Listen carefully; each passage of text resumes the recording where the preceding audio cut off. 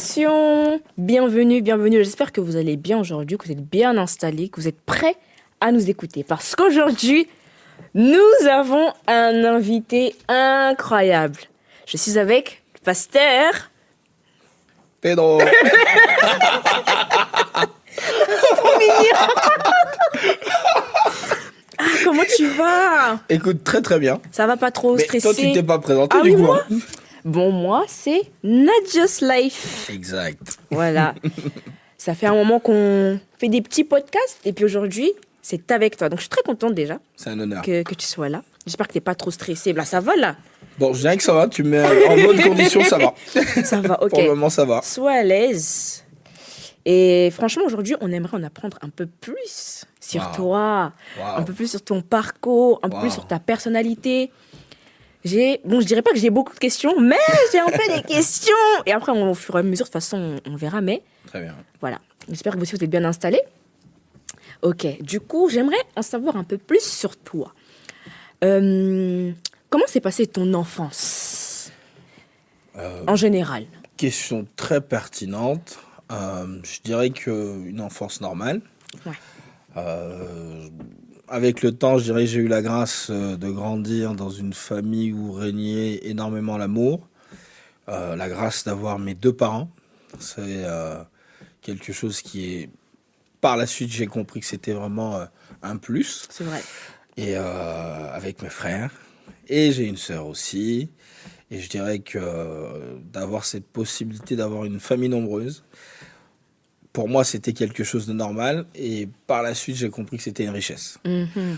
Évidemment, j'ai grandi dans une famille chrétienne. Pour nous, être à l'église, c'était synonyme de rendez-vous hebdomadaire. C'était tout à fait normal. Et limite, je croyais que tout le monde avait ce même schéma. Et encore une fois, par la suite, j'ai compris que pour nous, aller à l'église, c'était bien sûr ancré dans nos habitudes familiales. Mais au-delà de ça, une vraie richesse. Donc, ça veut dire que tu aimais bien aller à l'église? Ah oui, énormément. Ah ouais? Énormément. Bah, limite, c'était tout un cérémoniel. Je vois ma mère le samedi soir préparer nos vêtements. Et nous, c'était les Men in Black. On arrivait en costard, cravate le dimanche. Et c'était juste beau, quoi. Bon, après, j'avoue, on remplissait une rangée à nous-mêmes. Ah, vous On étiez savait nombreux, que quand les Toussaint arrivent, ils prennent déjà une rangée. Hmm. Donc voilà, c'était quand même bien. Et puis, je dirais que nos parents étaient vachement présents. Et puis, c'était bien. Une enfance heureuse. Franchement, il n'y a que quelqu'un qui est vraiment appelé par le Seigneur qui peut aimer. Parce que quand on est petit, tu sais, on est jeune, on aime bien aller au foot, on aime bien regarder la télé, faire une petite grasse matinée. Ça veut dire que même quand maman te réveillait le matin, tu soufflais pas. Je dirais que tout petit, pas forcément parce qu'on n'avait pas trop le choix. Et j'ai une maman qui nous laissait pas le choix non plus. Et mon père avait ce fameux dicton de dire, écoutez, si vous ne voulez pas aller à l'église, en tout cas, vous sortez de chez moi. Aïe. Ah oui, donc vous sortez le matin, le dimanche matin, il dit, vous n'y allez pas, ok, mais tout le monde sort et je réouvre ma maison quand je rentre. Après, ce qui était bien, c'est que à l'église, on avait des amis, des potes, et notamment quand j'étais vraiment petit, nous étions à Lyon à l'époque, et j'avais des personnes qui étaient dans ma classe, aussi à l'écodim avec moi et au foot avec moi. Limite, je les voyais du lundi au lundi. C'est trop bien ça. Donc, l'église me suivait partout en fait. Ok. Voilà. Du coup, tu étais à Lyon avant. Oui, ouais. Et qu'est-ce qui te passionnait quand tu étais petit, justement, quand tu étais à Lyon? C'était quoi tes activités hors église? Oui. Tu faisais quoi? Le football. Donc Ok. le foot vraiment à fond.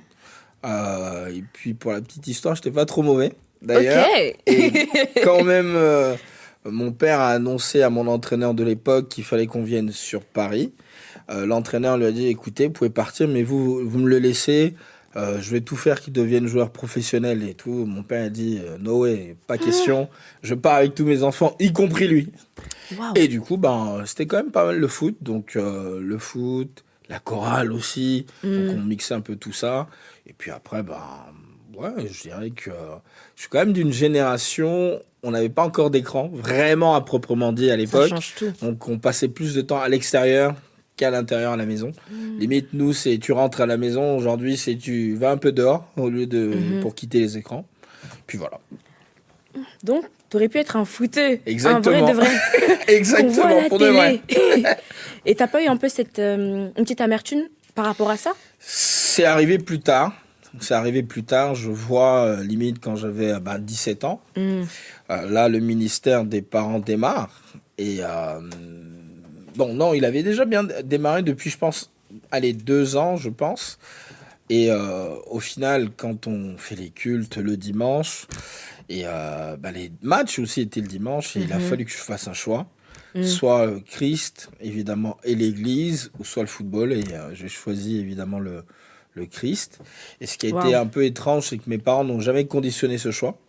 C'est vraiment ma décision. Ça a été difficile au début parce que je respirais football. Et là, il fallait faire un choix et j'ai compris après que le Seigneur m'attendait dans un autre terrain, l'église, tout simplement. Donc ce choix-là, tu l'as eu... Enfin, tu as fait ce choix-là alors que tu étais adolescent. Oui, tout à fait. C'est très fort. Tout à fait. Parce que quand on est adolescent, je pense qu'on n'a pas encore toute cette maturité-là. Ça veut dire qu'on veut encore s'amuser, on veut encore jouer. Mais toi, tu savais déjà ce qui t'attendait. Oui, j'étais, je peux le dire, précoce parce que c'est même cette même année, quand j'ai 17 ans, que je fais ma première prédication à l'église. À 17 ans? Exactement. Yay. Exactement. Très précoce. Pour moi, c'était quelque chose de naturel parce que ça bouillonnait en moi. Et voilà, le choix était clair. Waouh. Tu te souviens de cette prédication, de ce que tu avais dit ou pas? Oui. J'avais prêché sur le psaume 23. Ok. Un psaume que, d'ailleurs, c'est mon psaume préféré. Il me parle tellement parce que, évidemment, c'est aussi un jeune homme qui parle, David. Et ce que j'ai beaucoup aimé, c'est de la façon qu'il présentait Dieu. Et moi, je voulais que tout le monde puisse personnifier Dieu. Pas que ce soit un Dieu lointain, mais un Dieu qui nous soit proche, à qui on a une vraie relation, en fait. Et voilà.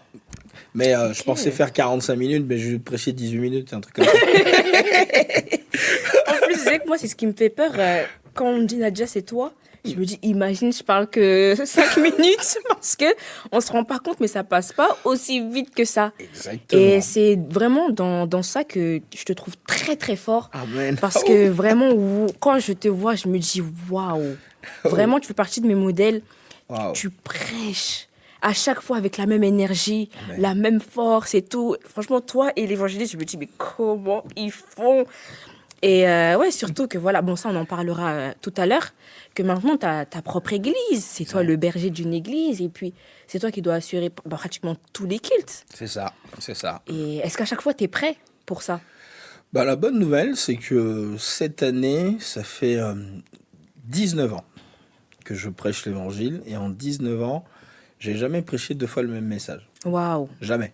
C'est vrai, ça. C'est-à-dire que si je reprends peut-être la même portion des Écritures, il y a toujours une autre révélation qui vient. Je m'étais toujours demandé au Seigneur que je voulais être ce type de prédicateur où dès qu'une personne m'écoute, en fait, il fallait que ça déclenche quelque chose dans son cœur et évidemment des prises de décision. Et aujourd'hui, je peux le dire, j'ai toujours voulu être le pasteur que j'aurais voulu avoir, en fait. Tout simplement. Waouh. Mais franchement, je pense que Dieu t'a écouté quand t'as prié parce que, je te dis ça, j'arrive à l'église, on est en 2016 et c'est toi qui étais là. Waouh. C'est toi qui étais là. À l'époque, Tu me ramènes loin, là. Oui. À l'époque, je crois que c'était l'année où vous aviez été consacré, en Tout à décembre fait. 2016, mais c'était avant. Oui. Et je me rappelle, à cette époque, je crois que tu étais ancien. Oui. Je me souviens très bien. Je vois. Et dès que je t'ai entendu parler, je me suis dit, j'ai jamais entendu un homme prêcher comme ça. Wow. Tu avais tes lunettes, tu étais habillé en noir. Je me souviens très très bien. Et voilà, j'étais tellement prise par l'émotion que je me souviens pas exactement ce que tu avais dit. Et c'est dommage, à l'époque, il n'y avait pas la technologie. Mais je mangeais chaque mot que tu disais. Wow. Et je crois qu'après, tu avais fait un appel et je m'étais approchée. La première fois que je faisais ça, première fois que Dieu m'a visité. Wow. Et waouh, vraiment, je me suis dit, il y a Dieu. Amen. Dieu marche avec cet homme. Moi, je veux rester ici. Amen. Amen. Et même ton humilité, d'où te vient cette humilité? Waouh. C'est une bonne question. Alors, c'est vrai qu'il y a un phénomène un peu de starification au niveau des serviteurs de Dieu. Beaucoup. Et j'ai jamais voulu tomber dedans, dans le sens que même j'ai des amis, collègues, pasteurs qui me disent mais toi t'abuses en fait. Et les gens me trouvent tellement étrange parce que je salue tout le monde, j'embrasse tout le monde, mais dès qu'ils m'entendent prêcher, ils se disent mais c'est pas la même personne en fait. Eh Vraiment. ben c'est ça. En fait, il va falloir arriver à dissocier le prédicateur, l'homme qui crache le feu, à l'enfant de Dieu. Parce qu'après tout, je reste un disciple de Christ et je me suis toujours dit, ok, je suis un canal, mais surtout, c'est pas moi, c'est lui. Donc sans lui, il se passe rien et voilà, on n'est rien. Franchement, on n'est vraiment rien. Ouais, Je sais qu'il y en a qui prennent la grosse tête ou quoi que ce soit. Moi, j'aime me présenter comme étant un disciple de Christ, tout simplement. Et puis, je pense que c'est aussi dans mon trait de caractère. J'aime ouais, les hommes, c'est ça. j'aime les gens. Et ça, c'est pas une feinte, mais c'est une nature aussi. Voilà. Waouh. Waouh. Si on revient un petit peu dans ton enfance, ça veut dire que tu étais aussi comme ça. Oui. Et est-ce que ça veut dire du coup que tu étais un enfant sage? Parce que quand on te regarde, je t'assure, quand je te regarde, on ne dirait pas que tu faisais des bêtises. Alors, il y a peut-être que je me trompe. il y a deux versions. Ma mère m'a toujours dit, et je l'ai constaté aussi par la suite, pour les gens qui m'ont connu, je pense, allez, dans ma plus tendre enfance, quand j'avais peut-être 3 ans, 4 ans. Ok. Ma mère me dit jusqu'à mes 7 ans, j'étais turbulent comme pas possible. Comme Mimi? Elle me dit, tu vois, Milan, eh ben, t'es pire. Tu prends lui, Ok. tu multiplies par 10. Ok. Bon, je veux bien l'entendre. Et après, je pense que, allez, je me suis vraiment assagi. Et puis après, je dirais que je me suis canalisé. Ok. Voilà. Est-ce que tu as une anecdote à nous partager? Allez, une bêtise. Ouh là là là là là Une là. bêtise que tu as fait quand, je sais pas, quand tu étais au foot. Ou bien une anecdote. Je dirais un culte un dimanche. À l'époque, avec l'un de mes frères, on portait le même Bombers. Et du coup, j'ai pris son Bombers que j'ai posé sur le radiateur. Et son Bombers a cramé. et du coup... C'était à l'église? Oui, à l'église. Aïe. Et là, du coup, je prends le sien et je le mets. Et mon père, après, à la fin du culte, il dit, mais ils sont où vos manteaux et tout? Et je dis, lui, il a brûlé son manteau. Et puis, mon père, il a mis une paire de claques. Et je dis, waouh! Finalement, T'as fait c'était ça à moi qui devais l'église? prendre, mais bon, il Et m'excuse. cet ami, il a jamais su? C'est mon frère. Ah, ton frère, il a jamais su? Non, après. Après. Parce qu'il s'était endormi. Du coup, faut pas Aïe. s'endormir à l'église, pour info d'ailleurs. J'avoue, moi, comment je dors? Faut pas s'endormir à l'église. C'est vrai, c'est même dormir à l'église, mais je me confesse, moi, Non, c'est terrible. ça m'arrive. Et tu sais, des fois, je fais même pas exprès. C'est, voilà, la fatigue de la semaine qui vient et tout, et puis tu luttes. Mais ouais, c'est pas bien. C'est pas évident. Très bien de dormir à l'église, waouh. Waouh, c'est très inspirant, ton parcours est très inspirant. Arrive le moment où, du coup, tu commences ton ministère. Est-ce que tu as déjà eu des appréhensions par rapport à ça? Surtout que vu que tu as des parents pasteurs, ayant déjà vu un peu tout ce par quoi ils sont passés, est-ce que toi, ça t'a freiné un peu? Je me souviens quand mon père nous réunit pour nous dire que il allait démarrer le ministère, qu'on serait à la tête d'une église. Mes frères étaient catégoriques. Non. Et j'ai été le premier à dire oui. Et ce qui a été étrange, c'est que à la suite de ça, j'ai même passé un temps de jeûne, de prière, aussi que le Seigneur touche aussi les cœurs de mes frères. Évidemment, aujourd'hui, on voit comment ils servent Dieu comme c'est pas permis. Limite, même moi, je leur dis, calmez-vous un peu, les amis, un peu. Mais non. Je dirais que la seule appréhension que j'avais à l'époque, et c'est peut-être la même jusqu'à aujourd'hui, c'est que le ministère ne nous mange pas, en fait. Et le ministère, c'est dur, c'est difficile parce que on est sujet aux critiques. Et je dirais que quand on est un peu un personnage public, si je peux le dire comme ça, tout le monde se donne le droit de pouvoir porter un jugement. Et je dirais qu'à la suite de ça, on oublie qu'on a des cœurs, en fait. Et il faut être prêt. Il faut être prêt à ça. J'aime le dire, quand on est appelé, ça se voit, parce qu'il y a du fruit. Mais le ministère, c'est pas simple. Après, je sais que comme le Seigneur a appelé mon père, c'est typiquement comme Aaron. et ses fils. Donc, on était totalement dans cette même configuration. Et pour moi, c'était une suite tout à fait logique parce que mon père nous a toujours baignés dans cette atmosphère. Et limite, quand je vois les personnes qui étaient de la génération de mon père, comment ils se sont engagés, étaient eux aussi devenus pasteurs, etc. Et quand mon père dit que nous allons démarrer, moi j'étais très très très spontané, et très vraiment enthousiaste à y aller. Et je me suis dit, ça y est, ce que le Seigneur avait dit, ben, on y est. Et voilà. Mais attends. Donc, dans toutes les circonstances, tu étais enthousiaste. Parce qu'au début, tu as dit, tu allé à l'église quand tu étais petite, toi, tu étais content. Oui. On a dit, on va tout quitter, on va aller à Paris. Oui. Tu as dit, je suis content. Oui. Et là, on commence, mais tu es enthousiaste encore. Exactement. Non, mais c'est vraiment ça. Waouh. Je me dis qu'il y a mes parents, il y a mes frères, tout va bien. Rien ne peut nous arriver. Ok. Voilà. Mais est-ce que ça t'est quand même déjà arrivé? Après, je sais que tu n'as pas toujours eu des moments très faciles dans ton ministère. Yes, ouais. Est-ce que tu as déjà eu un moment où tu voulais tout arrêter? C'est arrivé. Honnêtement, c'est arrivé plusieurs fois même. Ce qui m'a toujours fortifié, c'est que le Seigneur m'a toujours convaincu avec cette parole. Tu ne t'es pas appelé, je t'ai appelé. Et limite, il m'a toujours fortifié dans le sens de dire que, en fait, il y a des gens qui t'attendent toi. Et si ce n'est pas par toi, eh ben, ils ne seront pas bénis. Et c'est là que, même si du côté un peu égoïste, je voulais vraiment tout arrêter, je dis non, il y a Nadia qui compte sur moi. Il y a Lauriane qui compte sur moi. Il y a un tel qui compte sur moi, je ne peux pas lâcher. Wow. Voilà. Donc c'est vraiment à ces moments-là où je me dis non, il y a quand même des personnes qui comptent sur moi et c'est ce qui m'a permis de toujours maintenir le cap. Voilà. Ok. Est-ce que ça a déjà aussi affecté ta vie de famille? Même si je sais qu'au début, tu n'étais pas mariée. Mais ça, on va en parler. On y arrive, on y arrive. On y arrive. Ben voilà, on va commencer comme ça. Est-ce que ce n'était pas difficile pour toi d'être seule? Alors, difficile, non, mais j'ai vite compris que ça devenait une nécessité. Je dirais que je faisais en sorte que mes journées soient vraiment pleines.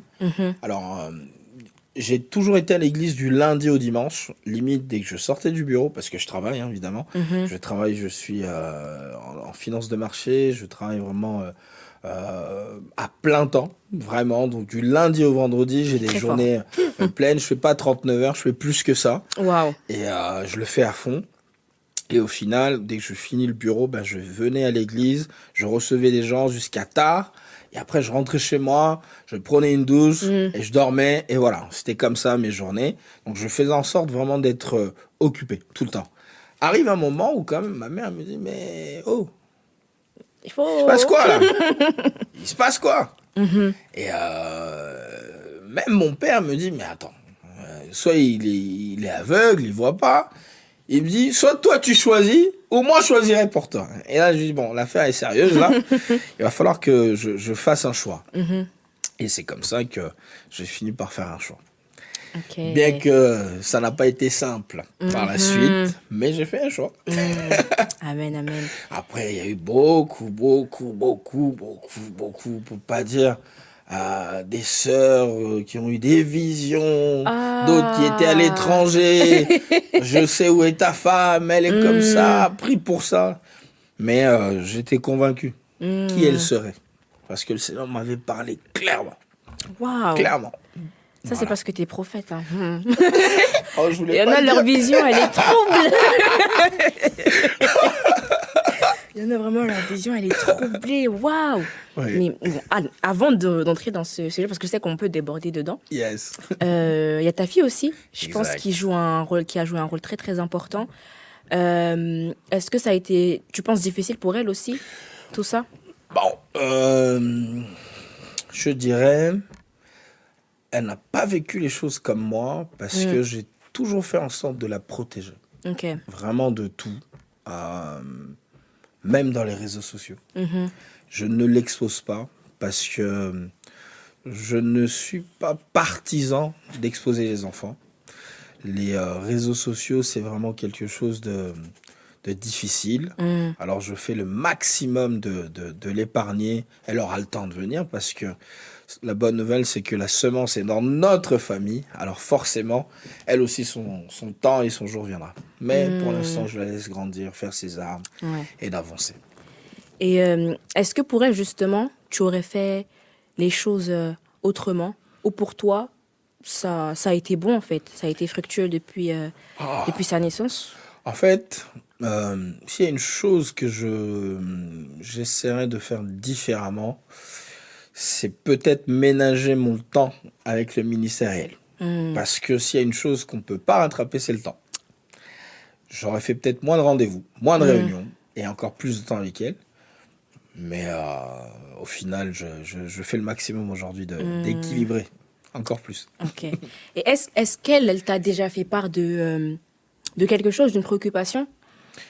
Ben, étonnamment, récemment encore, elle me l'a dit, qu'elle était fière d'être ma fille. Oh. Et elle me dit, mais les gens te voient de loin, mais moi, j'étais pour moi. Et je lui dis, mais qu'est-ce qu'elle me dit? Elle me dit, mais je suis ta fille, quoi. Je dis, ah ouais, ok. Et pour moi, c'est ce qu'il y a de plus beau, en fait. Et elle sait que, bien qu'étant ce personnage un peu public, je suis son père. Waouh. Voilà. Ça, c'est beau, ça. Parce que souvent, avec les enfants de pasteurs, on en parlait aussi avec l'évangéliste, c'est Oui. souvent l'effet contraire. Ouf. Où on se dit, bah, ça, c'est plus vraiment mon papa, c'est plus le papa des autres. Et le fait qu'elle t'ait dit ça, je pense que ton cœur, il a dû faire. Oh, c'était énorme. C'est beau. C'était énorme parce que je sais comment on s'investit dans l'œuvre et dans le ministère. Et d'où le fait que j'ai peut-être pas beaucoup de temps, mais je sais que quand je passe du temps avec elle, c'est vraiment du temps de qualité. Et elle s'en rappelle, elle m'en parle, elle me dit. Et voilà. Et pour moi, je dirais que c'est là vraiment la plus grande satisfaction parce que autant je la sens grandir, mais elle comprend qui je suis et quels sont les enjeux en fait autour de ma personne. Et voilà. Ok. Heureusement qu'elle a compris ça.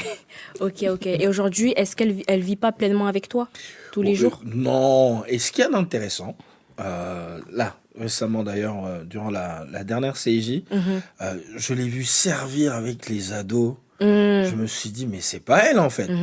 C'est pas elle. Et je me suis dit, mais elle le fait pas parce que je suis son père. Elle le fait parce que il y a cette chose-là qui bouillonne en elle. Et je le dis, pour l'instant, elle est là où elle est. C'est bien. Parce que aussi, un enfant, c'est du temps. Il faut vraiment arriver à consacrer ces temps de qualité. Et avec toutes les multiples casquettes que j'ai, c'est pas évident tous les jours. J'aimerais des fois que les journées fassent 36 heures, mais bon, elles font 24 heures pour tout le monde. Waouh. Bon.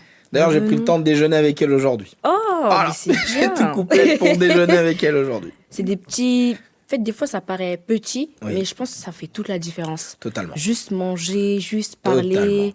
juste. Après, je sais pas si elle est comme ça avec toi, mais tu vois, se confier, te raconter comment s'est passée sa journée. Juste le fait que je sois là pour l'écouter, Oui. Ah ben c'est ça. fait toute la différence. C'est clairement ça, parce qu'en fait, elle a ses amis, etc. Mais avoir cette relation, cette intimité aussi, je dirais cette spontanéité d'ouvrir son cœur, pour elle, c'est du pain béni. Quoi.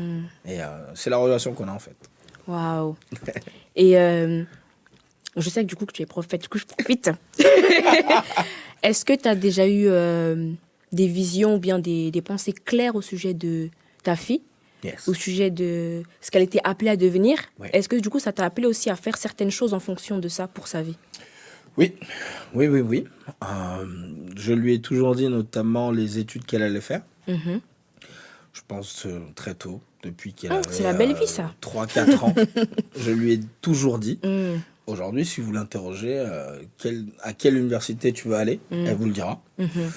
Elle est consciente de quelle famille elle est issue, d'où elle sort, au-delà même des enjeux, mais surtout de l'appel qui est sur elle, en fait. Et ça, ce qu'il y a de fort, j'ai vraiment toujours mis l'accent que je suis ce que je suis, mais que elle aussi devait avoir une relation avec Christ, mais aussi un parcours. Et que ça ne veut pas dire que je suis pasteur, elle le sera.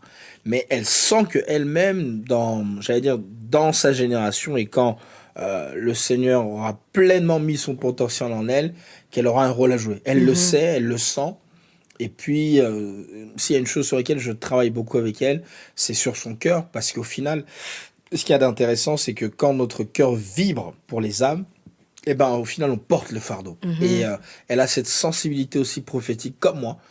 Elle sent, elle voit les choses. Et par moments, je lui pose la question, mais comment tu sais? Elle dit, mais j'ai vu. Et c'est là que je me dis, waouh, c'est trop fort.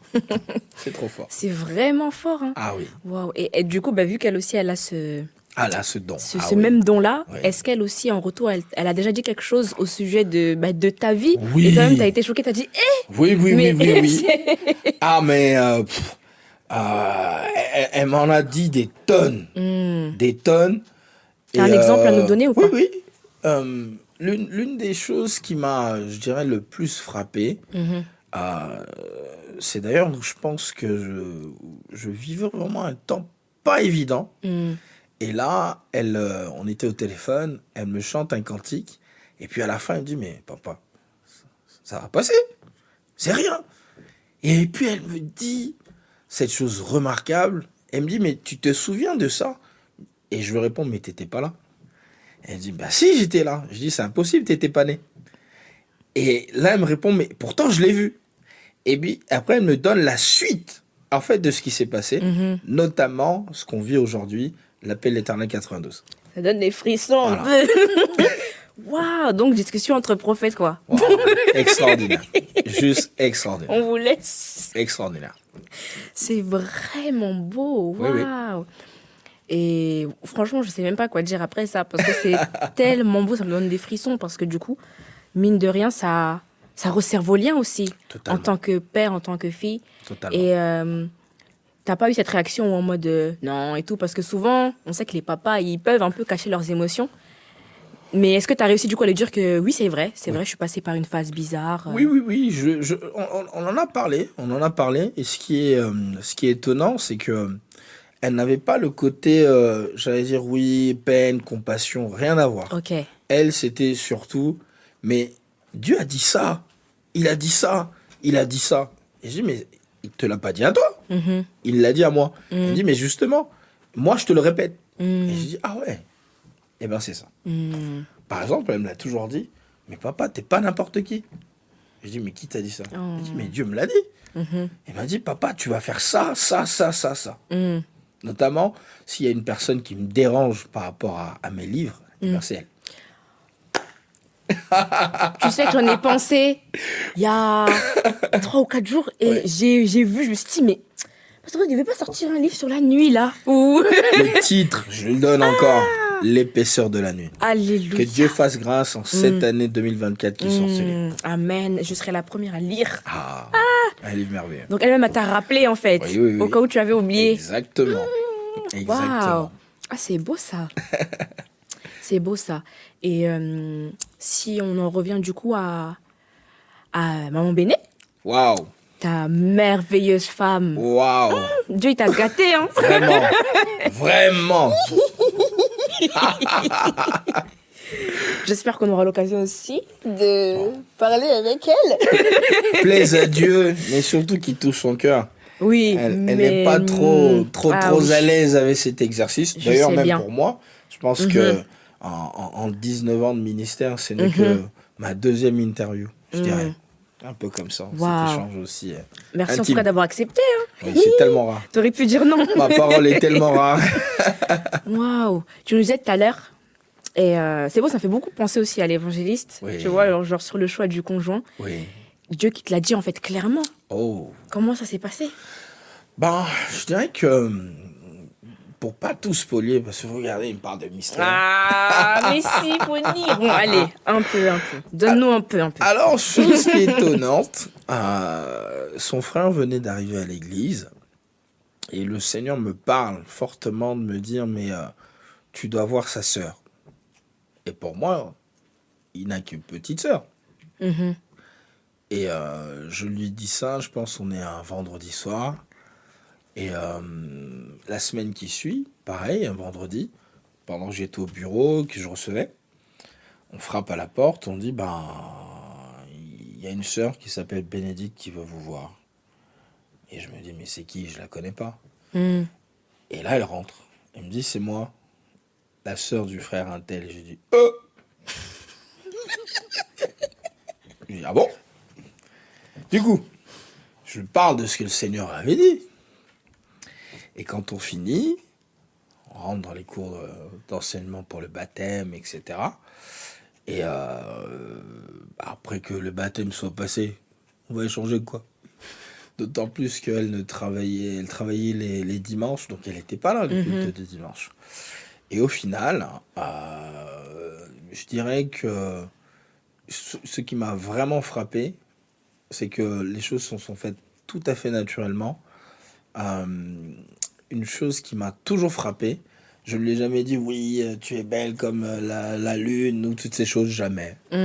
Mais je pense que ce qui l'a vraiment touché, c'est peut-être ma sincérité. Alors, ce qui a été étonnant, c'est que je me suis ouvert à elle. Et naturellement, c'est noué vraiment cette relation. Et par la grâce de Dieu, aujourd'hui, d'ailleurs, comptabilisons 4 ans de mariage, d'ailleurs, aujourd'hui. Waouh!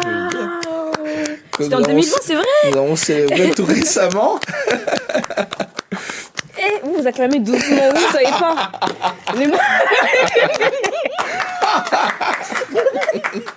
Vous savez pas les combats.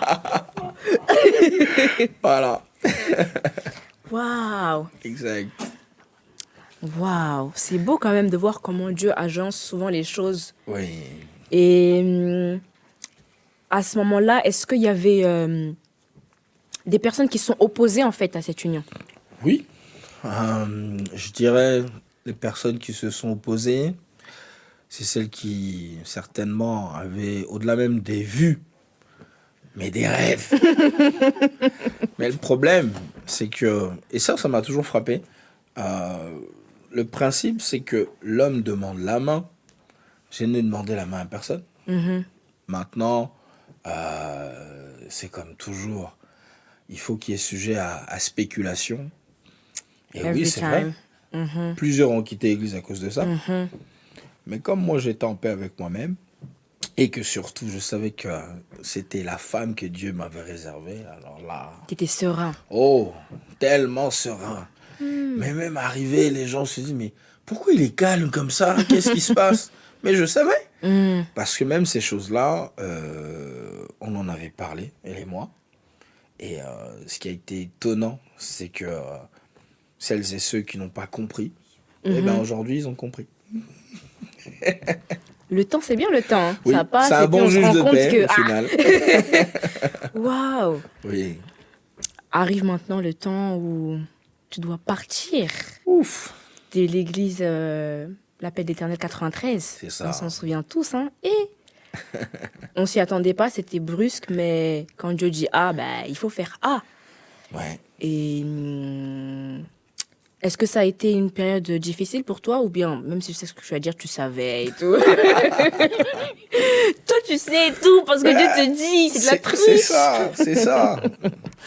Bah, je dirais que c'est toujours un crève-cœur. C'est jamais évident. Tout le monde veut rester là où on est dans son confort, ses habitudes, etc. Ouais. Mais je le savais déjà et j'avais déjà vu. Et d'ailleurs, pour la petite histoire, on part en vacances, mon épouse et moi, je crois qu'on est à Dubaï, je crois. Et on rentre fin septembre. Et je lui dis, quand on rentre, papa, il va me parler de l'appel de l'Éternel 92. Il me dit, mais comment tu sais? On rentre le dimanche. Le lundi, mon père m'appelle pour ça. Et il me le dit. Alors, la bonne nouvelle, c'est que moi, j'ai déjà préparé maman Bénédicte à ce sujet. Donc, elle savait que ça allait arriver, mais pour elle, c'était quelque chose de lointain. Ouais, bien, voilà. Dans longtemps. De lointain. Et pour la petite histoire, même pour elle, aussitôt baptisée, devenue diaconesse, et boum, la P92. Mais elle s'est dit, mais ça va très vite. Hein. Je dis, mais toi, t'es né toujours dedans. Mais et moi alors? Et je lui ai dit, ne t'en fais pas, je suis là, ça va aller. Et ça a été vraiment, j'allais dire, un peu une fuite en avant où il y a beaucoup de questionnements. Devant, il n'y a pas de garantie. Pour pas dire la seule, c'est que le Saint-Esprit est là, quoi. Et en démarrant cette belle œuvre aujourd'hui qui comptabilise 2 ans, c'est juste merveilleux ce que le Seigneur fait. Et chaque fois, je me dis, mais ces gens sortent d'où, en fait? Ils sortent d'où?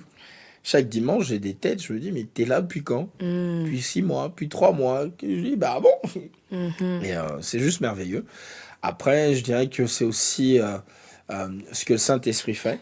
On voit quand Dieu prend Joseph, il est à Canaan, il l'emmène en Égypte, et c'est comme si c'était un exode forcé. Mais en fait, c'était le plan de Dieu. Et bien là, c'est pareil, pour pas dire que c'était juste écrit par Dieu. L'Église ont fait une cérémonie juste extraordinaire, au-delà même de l'émotion, mais c'était totalement prophétique tout ce qui a été dit et fait. Et c'est ce qu'on vit aujourd'hui, en fait. Et je le dis, grâce à Dieu aujourd'hui, si on compte une nouvelle église dans la communauté de l'appel éternel, c'est qu'il faut accepter et obéir. Et c'est par obéissance que nous sommes partis bâtir cette œuvre, et par la grâce de Dieu, sa main nous soutient. Amen. Voilà. Amen. J'ai oublié d'applaudir parce que ça, c'était beau. Amen. C'était beau, waouh. Mais c'est vrai que quand on regarde l'église 92, franchement, on voit qu'il y a Dieu dedans. Il y a Dieu dedans. Moi, je Amen. pense que on ne peut pas douter quand même nos yeux peuvent attester. Tu vois, il y a la foi, et il y a lorsque nos yeux aussi voient que tout ce que Dieu a dit là, il est en train de le faire. Tout à fait. Et à chaque fois, je me revois dans le bureau avec tous les encadrants. Quand papa il dit, C'est vrai que tu étais là. là, Pasteur Pedro, il va partir. Non, dans 5 ans, quoi? Là, il va partir. Et Dieu m'a renvoyé encore un jour, je crois que c'était une fin d'année, on était assis là, Oui. et tu disais qu'un jour tu vas devoir partir parce que tout ce que tu as, tu ne peux pas le garder ici. C'est Et vrai. qu'il va falloir en fait que ça puisse profiter à d'autres. C'est Et nous, on vrai. était là en mode oui, amen, mais on ne savait pas que ça allait arriver aussi vite. C'est ça. Et franchement, les plans de Dieu sont parfaits. Oui.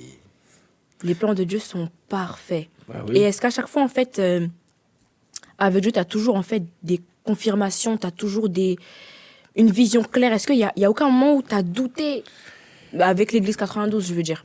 Bah, je dirais que le culte d'ouverture, on était 83 personnes. Ensuite, on oscillait aux alentours de 70. Mais à un moment donné, on dépassait la barre des 100 personnes. Et c'était une salle où on pouvait contenir maximum, 80 personnes. Et on est arrivé à un moment, il y avait plus de personnes à l'extérieur de la salle qu'à l'intérieur. C'était, j'allais dire, un problème de riche, quoi. Dans le sens que là, il y a trop de monde. Il faut qu'on... Et l'un des signes que j'avais demandé au Seigneur, parce qu'on le sait, l'un des problèmes que rencontrent beaucoup d'églises, c'est qu'il y a très peu de frères. Alors moi, j'ai demandé au Seigneur, si tu m'envoies l'un des premiers signes, je veux voir beaucoup de frères. Il arrive des fois, j'ai des réunions à l'église, j'ai plus de frères que de sœurs. Et pour moi, je me dis, waouh, t'es là. Et c'est ça. Waouh! Non, c'est fort de voir comment en fait Dieu marche avec toi. C'est même très inspirant. C'est ça. Et ça, en fait, on ne peut pas douter. Quand on te regarde, je t'assure, on ne peut pas douter. Celui qui te rencontre, il dit que Dieu n'existe pas. Moi, c'est que la personne, elle avait des choses dans les cieux. Ou je sais pas, mais waouh! Waouh! Et est-ce que tu sais déjà où est-ce que Dieu t'attend, par exemple, dans 10 ans? Oui. Tu as déjà une vision claire de tout ça? Ah oui. Ah oui. Ah oui. Ce que j'aime, c'est que dans la Bible, il y a toujours des modèles que Dieu établit, montre un peu. Au-delà même d'être une source d'inspiration, mais le Seigneur te dit, tu vois, ce que j'ai fait avec lui, eh ben, je ferai encore plus. Pendant un temps, il y a 2 personnages bibliques que Dieu a utilisés puissamment. On parle de Pierre et on parle de Paul. Initialement, Pierre était celui, l'apôtre, qui devait toucher les gentils, donc les païens. Mais Dieu change ses plans et il suscite un Paul. Et il dit que ce Paul-là, c'est pour les élites. Et ce qui m'a toujours frappé, c'est que, en fait, Dieu, dans cette génération, m'a vraiment envoyé pour les élites. C'est-à-dire que quand une personne qui est dans les hautes sphères a affaire à moi, elle est toujours interpellée. Oui, par mon parcours, mais surtout par, au-delà même de l'aura, mais par le dépôt.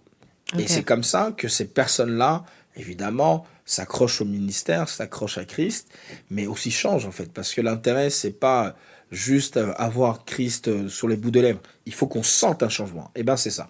Je sens que vraiment le Seigneur m'a envoyé pour les élites. Et il faut aussi avoir et le bagage, mais aussi ce fardeau en fait. Et il nous dit ça. Waouh. C'est très très fort, hein. Amen. Franchement, Amen. à chaque fois que je vais te parler, je peux qu'acquiescer. Amen. Non, c'est très très fort. Et du coup, toi, est-ce que dans 10 ans, si on enlève le cadre de l'église, est-ce que tu te vois par exemple dans une plus grande maison, avec des enfants, avec... Est-ce que tu projettes ça aussi à côté? Oui, évidemment. Parce que je sais que tu penses beaucoup church, church, church, Dieu, Dieu, Dieu. Je sais que ça aussi, ça tenait qu'à toi seul, on allait que parler de la parole ici. Ah, c'est la matière que j'affectionne la plus, ça, c'est évident. Évidemment, en tant qu'homme, j'aimerais aussi m'épanouir sur tous les domaines et familial, vraiment, c'est important parce que je ne me vois pas m'épanouir hors de la famille. La famille, c'est j'allais dire, notre cercle le plus restreint. Et je pense que tout homme a aussi envie au-delà même de se reproduire dans une personne, mais aussi véhiculer ses valeurs les plus proches, en fait, les plus intimes. Et évidemment, je me vois avec plusieurs enfants. D'ailleurs, c'est étonnant. Tu parles pas d'enfants spirituels, hein? Non, biologique. Tu en as déjà Biologique, beaucoup. vraiment. Biologique, vraiment. Et Amen. ce qu'il y a aussi d'intéressant, je pense que la famille, c'est vraiment cette cellule que Dieu utilise pour, j'allais dire, étoffer nos premiers talents, en fait. Et il faut une famille. Alors, c'est vrai qu'il existe plusieurs types de familles, mais Dieu a établi aussi un modèle de famille. Et évidemment que je m'inscris totalement dans cela, donc soyez pas étonnés de voir des monospaces à l'extérieur. Et là, on saura, c'est le pasteur qui arrive avec toute sa famille, là. Ah, Ça, c'est beau. important. Mais t'as pas eu une pression familiale par rapport aux enfants? Parce que je sais que souvent, quand on se marie, on est direct, allez, allez, hop, hop, hop. Bah, je dirais que directement, non. Jamais. Mais c'est toujours étonnant parce que les gens, même indirectement, vont vous dire alors. Mais je leur dis alors quoi? Mais ils n'osent pas parce que c'est le pasteur quand même. Mais parmi mes proches, notamment mes deux amis d'enfance qui me disent alors ça va, etc. Je dis bah oui. Au-delà même que Dieu fera dans son temps, moi je suis pour ça, hein, je suis pour les enfants et j'aime les enfants. Donc plaise à Dieu, soyez prêts. Advienne qui pourra. C'est ça. Waouh. Et c'est un sujet aussi qu'on voulait parler en plus lors d'un podcast, mais je sais que, bon, je sais pas si ça a été le cas pour ta première fille, enfin ta fille, ton unique. Est-ce que tu consultes Dieu aussi pour le prénom? Ah oui. Tu vois, parce qu'on sait que même dans la Bible, les prénoms ont une portée spirituelle Ah oui. qui impacte même sur la personnalité en fait de Exactement. ceux qui l'ont. Donc, est-ce que du coup, ça fait partie aussi de Alors ce que je tu peux te fais? le dire en exclusivité, j'ai déjà tous les prénoms. Waouh. Ok. Ça c'est simple. Oui, c'est important. Au-delà que j'ai les prénoms, je prie aussi pour leur destinée. Et notamment qu'ils aient aussi ce cœur-là de comprendre qu'on n'est pas juste des passagers sur Terre, donc on a une mission en fait. Évidemment, ils vont faire leurs armes. Je prie pas que tous mes enfants soient des prédicateurs ou des servantes ou des serviteurs, non. Mais qu'ils embrassent la chose de Dieu, ça c'est sûr. Amen. Et évidemment, s'ils voudront suivre le pas de papa et de maman, parce que nous servons papa et maman, grand bien nous fera, ça c'est sûr. Et puis je le dis, hein, il faut prier beaucoup pour les enfants. Surtout qu'il y a beaucoup de fléaux, beaucoup d'attaques, surtout les enfants des serviteurs. C'est très difficile, je fais partie d'une génération, je pense que quasiment aucun de ce que je connais vraiment de très proche, dont les parents étaient pasteurs, sont pasteurs.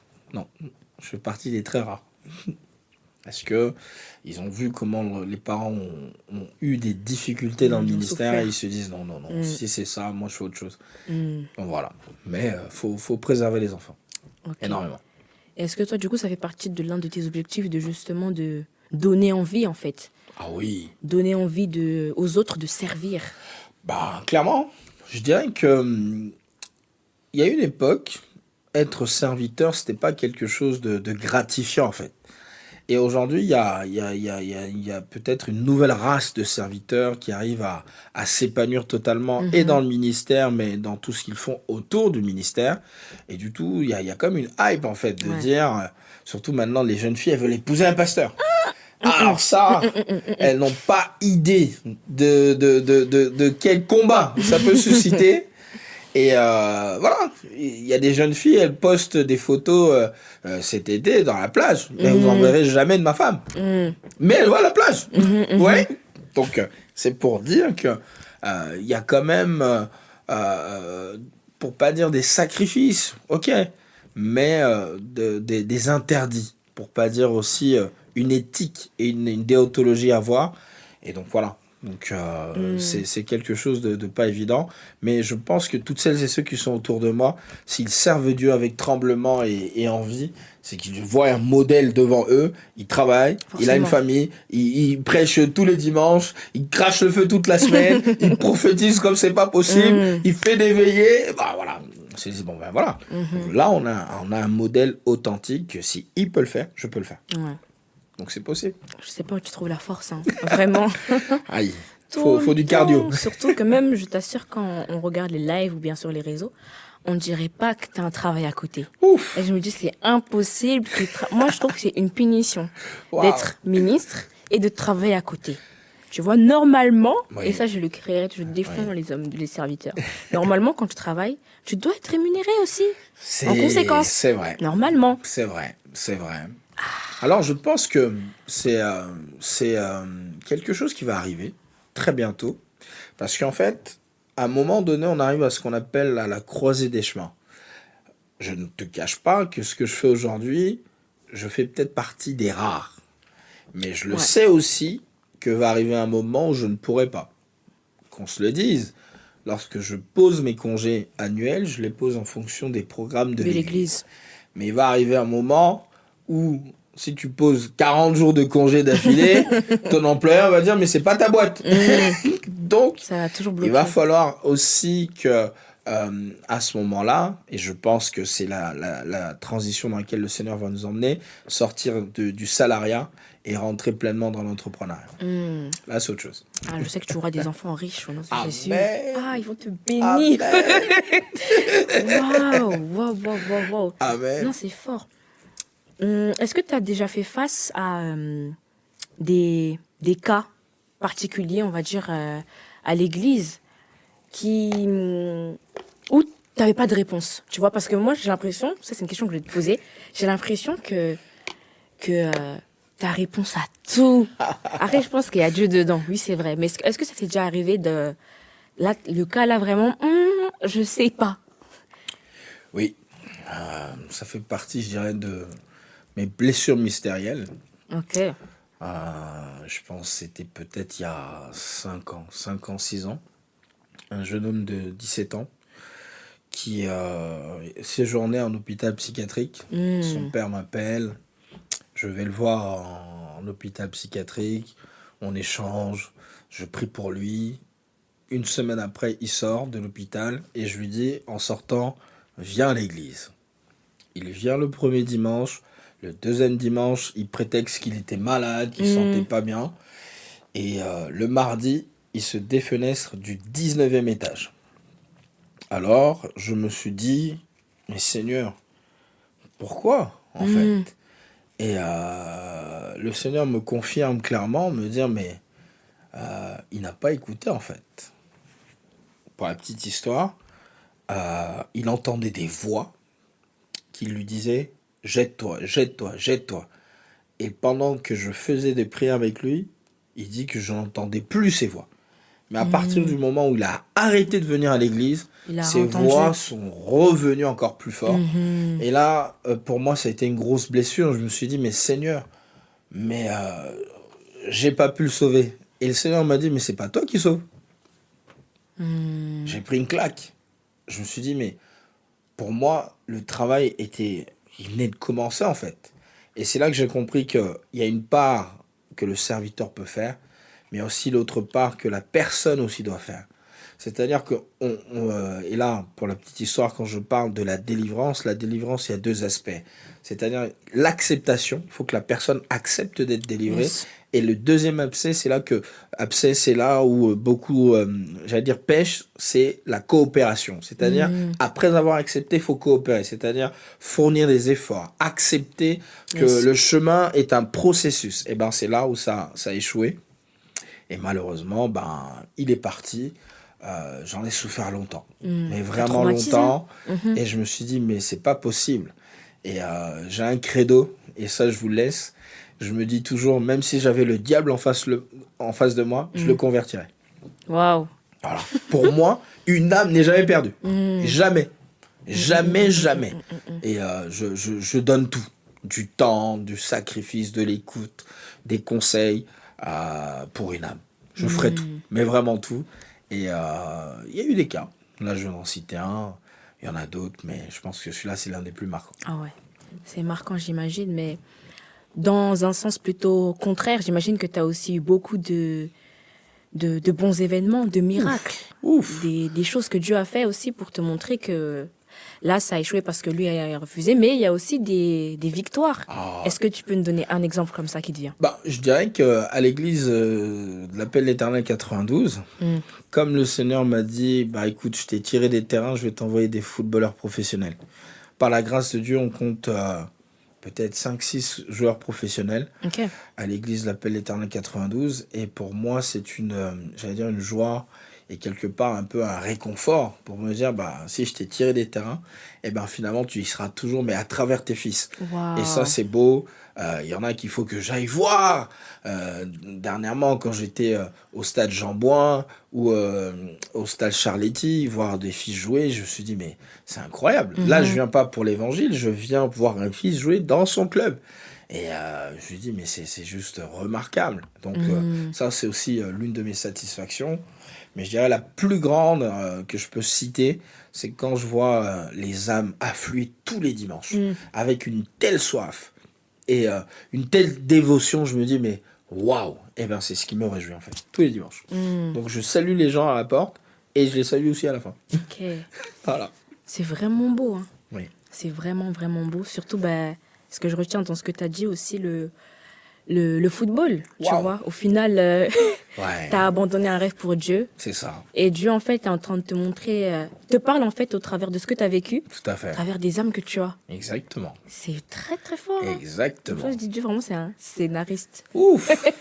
Un Il est trop scénariste. fort. Il est trop fort. Même pour la petite histoire, quand je faisais mes études, je me disais que je voulais être médecin et particulièrement cardiologue. Ok. Je me disais bien, je voulais vraiment opérer le cœur, etc. Mais bizarrement, je me suis rendu compte que j'avais peur du sang. Je me dis, mais waouh! Moi aussi, j'ai peur. C'est impossible. Comment je vais faire? Et du coup, j'opère pas des cœurs physiques, mais j'opère des cœurs spirituels. Amen. Et c'est le travail Ça, que je fais. c'est fort, ça. Waouh. Voilà, Et je pense que c'est le meilleur moyen de sauver des âmes. Au final, c'est encore plus fort c'est vrai. qu'au final, opérer, voilà, physiquement. Exactement. C'est très, très fort, en tout cas. C'est beau de voir comment Dieu t'accompagne, en fait, depuis le départ. Amen, c'est vrai. Et même, ça m'étonnera toujours la manière dont Dieu nous parle. Parfois, il utilise... En fait, j'ai l'impression que Dieu, il fait des blagues, je t'assure. C'est comme, par exemple, moi, quand j'étais dans le monde, j'aimais beaucoup chanter. Oui. Je voulais, voilà, j'ai beaucoup parlé de Chris Brown. Hein. Je voulais être comme Chris Brown et tout, etc. Et au final, Dieu, il m'a appris, il m'a repêché, mais il a fait ça dans l'autre sens, en fait. Tu as vu? Tu vois. Et c'est vraiment Et c'est bizarre. beau, hein, tu sais, quand tu parles de toi, c'est juste beau. Parce que c'est vrai que chaque semaine, je vous regarde, je vous observe, et je me dis que c'est là qu'il y a cette maxime qui dit que le monde a horreur du vide. C'est vrai que on voyait que le pasteur Pedro serait délocalisé, mais il y a eu des Nadia qui ont poussé de... On n'aurait jamais écouté tes prédications si j'étais encore là. Ouais, mais... Et là, on est On m'a béni. forcé. On est béni autant dans le chant, dans les prédications. Amen. Et voilà, tu fais partie de ces canaux pas qui bénissent les doses, qui nous bénissent. Voilà. Donc c'est beau. Non, c'est ça n'a merveilleux. pas été facile. Tu me connais, hein, mais Ah, tu sais oui. comment je tremblais. Oui. En plus, oui. l'évangile, c'est pas son souci. Oui, tu le sais. D'ailleurs, elle était top ta prédication de dimanche dernier. Tu vois, je suis bien. Bravo. On peut acclamer pour toi aussi. C'est pas moi, c'est Dieu. Non, je t'assure, on m'aurait dit ça il y a 5 ans en arrière. J'aurais dit never, ever. voilà. Je sais pas vous parler de qui. C'est pas moi. C'est pas moi, ça a été très difficile de le faire. Oui. Mais on doit accepter. Hein. Il le faut. Moi, je le doit dis, accepter. on croit pleinement au ministère de la femme. Vous n'êtes pas des femmes, vous êtes des servantes. Et ça, c'est ce qu'il y a de fort à le dire. Et tu fais partie de ces étoiles montantes, mais pas filantes qui vont là. Tu es là pour durer. Amen. Et c'est ça qui est beau. Et moi, je le dis, tu fais partie de nos fiertés. Et je le dis Amen. avec tremblement, mais avec admiration. C'est beau. Tout ce qu'on a semé en toi, on s'est dit, mais ça n'a pas été pour rien. Regarde la vague avec laquelle vous êtes arrivés. Là, dans le radar, on vous regarde, on dit, oh, au-delà même des rescapés, c'est ceux qui portent la charge avec nous aujourd'hui. Donc c'est beau. Amen. Mais c'est C'est grâce juste à beau. vous. Amen. Non, papa, je t'assure. Et je me rappelle une fois, même quand on m'a donné la responsabilité des jeunes, des ados, Waouh. il y a quelque chose qui me rappelait en fait l'époque où justement c'était moi qui étais à leur place. Waouh. Et il y avait le Jack Reposper Eh oui. et l'ancien L'ancien Pedro. Et à cette époque-là, c'est comme si Dieu me disait, mais ils avaient votre âge, hein. Exactement. Ils n'étaient pas plus forts, ils avaient Oui. rien de plus. Mais ils étaient à leur place. Ça veut dire que si t'es arrivé là où tu es, c'est grâce à eux. Mais Maintenant, moi, je dirais que j'étais même plus jeune que toi à l'époque. Enfin, quand moi je suis arrivée en tout cas. Ah oui. Ah, mais. Oui, c'est vrai. Toi, c'était un peu la même oui. tranche. Ouais, c'est vrai, vous étiez Mais même je plus te jeune. dis. C'est vrai. Et je dis, mais vous, à pire. votre âge, vous avez peur. Allez-y à fond. Ouais. Je l'ai dit là plus tôt. C'est ça mon... Ma première prédication, j'avais 17 ans. Ah ouais, Mais fort, c'était le feu. C'est fort, c'est fort. Donc, faut y aller. Et c'est juste beau. Je peux en citer. Hein. Quand je vous vois, je vous écoute là, même les vendredis à Spa, je regarde tout. Je me dis, c'est juste merveilleux. Donc, go. C'est difficile, hein. On est trop de Jonas dans d'autres générations. On est trop de Jonas. Non, c'est pas facile, mais bon, on est obligé d'écouter, d'obéir. Il faut. Et je pense qu'aussi, Dieu sait toujours ce qu'il y a de mieux pour nous. Amen. Et nous, on Amen. se dit que ça va être compliqué, alors qu'au final, lui, il a déjà préparé en fait les moyens pour nous, pour y arriver. C'est vrai. Et voilà, vous faites vraiment partie des hommes que Dieu a mis sur notre chemin Amen. pour nous aider aussi Amen. à suivre. Il faut toujours, on est humain, on a toujours besoin d'une référence. Ah oui. Toujours besoin de quelqu'un. Si c'est pas la Bible, c'est vous. C'est important, c'est important. Et waouh, franchement, c'est inspirant et je pense que ça va en aider aussi plusieurs de voir d'où tu viens. En fait, tu étais aussi un jeune avec des rêves, Ah oui. un jeune avec des passions. Tu avais aussi. Totalement. Et en plus, pour la petite histoire, comment la CIJ, pour pas dire anciennement CEJ a démarré, ouais. c'est un cri de guerre, un cri d'alarme, un cri de désespoir. On se disait, mais pourquoi il n'y a pas des conférences de jeunes qui se regroupent comme ça, ici sur Paris? Et finalement, il y en avait peut-être, mais pas avec ce feu-là, avec ce fardeau. Et quand on a démarré il y a 15 ans de cela, donner la parole à un prédicateur jeune, Ah ouais, c'était pas... non. Et mine de rien, c'est peut-être un truc qui est un peu frustrant aujourd'hui. On me classe comme un prédicateur jeune, c'est faux. Bientôt 20 ans, je prêche. C'est beaucoup. Hein. C'est quelqu'un, 20 C'est ans. beaucoup. Il y en a, ils n'ont pas 20 ans de ministère. Et voilà. Certes, jeune dans l'âge, mais ça fait des années que je prêche. Ah ouais, en esprit, t'es un vieillard, Voilà. papa. Et voilà. Et voilà. Vraiment vieux. C'est ça. C'est énorme. Non, vraiment. C'est énorme. Waouh. Et est-ce que jusqu'aujourd'hui, t'es quand même fier de ton parcours? De ce que Oui. t'as accompli jusque-là? Alors, je dirais que une fierté, oui, parce que s'il y a une chose sur laquelle il faut se battre pour rester authentique, c'est son témoignage. Il n'y a rien que j'ai fait seul. En fait, je suis vraiment une construction. C'est sûr que par moments, j'ai appris avec peine et douleur, mais j'ai appris. Amen. Par moments, j'ai appris aussi, en plus, ça tombe bien, en ce moment, vous avez la série L'école de Dieu. Et à l'école de Dieu, il y a ce qu'on appelle la solitude. Ah ouais.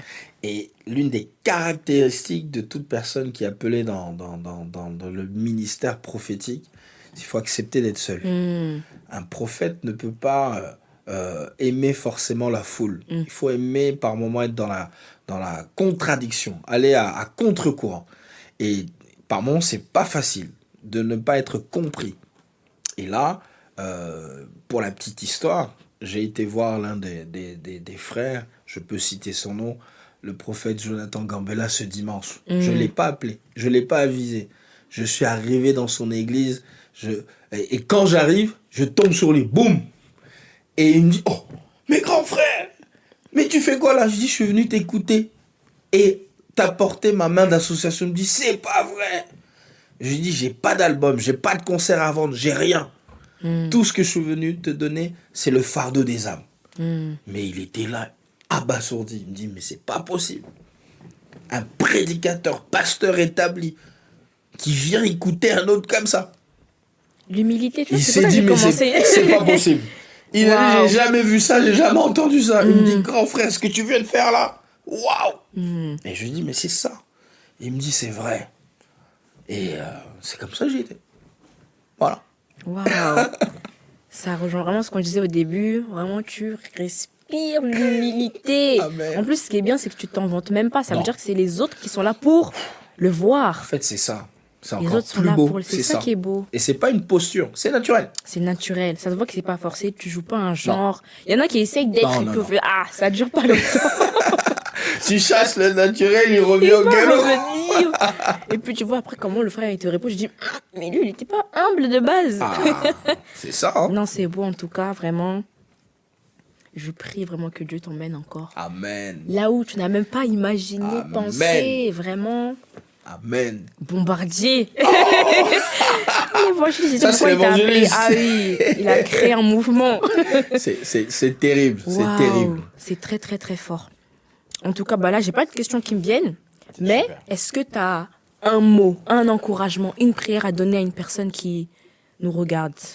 Alors, je dirais que la parole, pour pas dire le mot que j'aimerais beaucoup insister, nous sommes vraiment dans les temps de la fin. Yes. Et quand on parle des temps de la fin, il y a des signes. C'est comme une femme qui est enceinte, qui s'apprête à donner vie, à accoucher.